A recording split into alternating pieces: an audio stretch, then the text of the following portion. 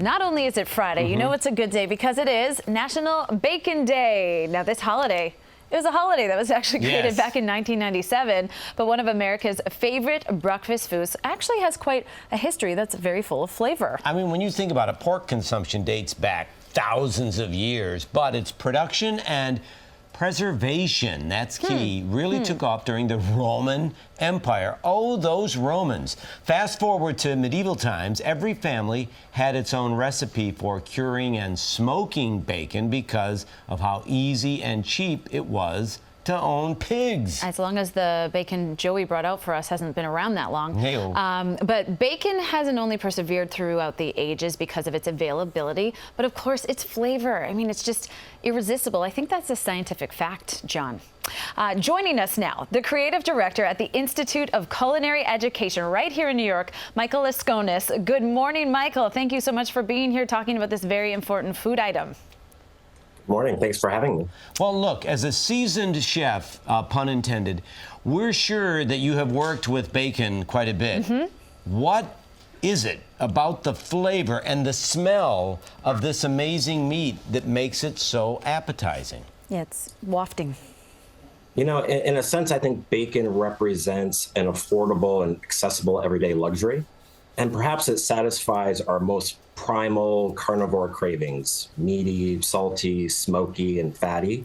And that subconsciously links us to our ancient ancestors who first began cooking meat over fire.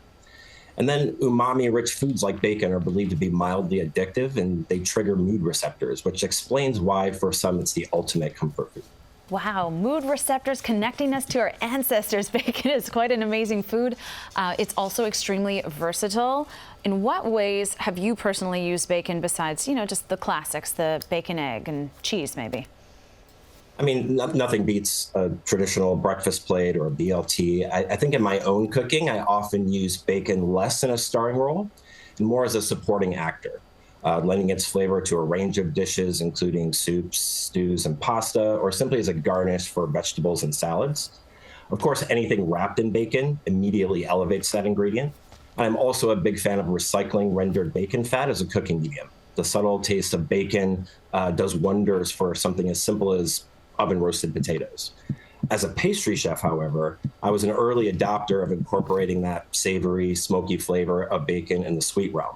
Not surprising when we consider that nostalgic mingling of bacon and maple syrup that so often occurs on that breakfast plate. Among my own experience, I've infused rendered bacon to ice cream, which made its way into the menu at Le Bernardin when I was there. And I love adding it to confections like toffee and peanut brittle. And for years, I was addicted to a bread that was studded with bacon at a bakery that's unfortunately now shuttered on the Upper West Side. I have to jump in and say that I did have a bacon ice cream smoothie. And it was almost like the sea salt enhanced the flavor of the chocolate. Bacon and chocolate's great. Can I ask a quick question to follow up? What is umami? Well, you said umami. What's umami, Mommy? Sure. So, you know, we're all familiar with those four basic tastes: sour, salty, sweet, and bitter. Years ago, a fifth taste was sort of discovered, and that's umami. And that refers to that otherwise ineffable meaty flavor that mushrooms and meat, of course, has. That savory flavor. Yeah. Wow, a fifth. I love that. Taste. Okay. And we also want to know, is there any way to make bacon healthy? Because we want to eat more of it. Bacon wrapped asparagus. Like I said, I advocate the use of bacon and bacon fat in a wide range of culinary applications, but I do recognize the desire to indulge while also lessening our overall intake of fat. I think like most things we crave, simple moderation and limited portion size is key, but so is how we prepare it. Fully cooking the bacon till it's kind of crispy and not burnt will render most of that fat away, and we want to be sure to drain it and blot that.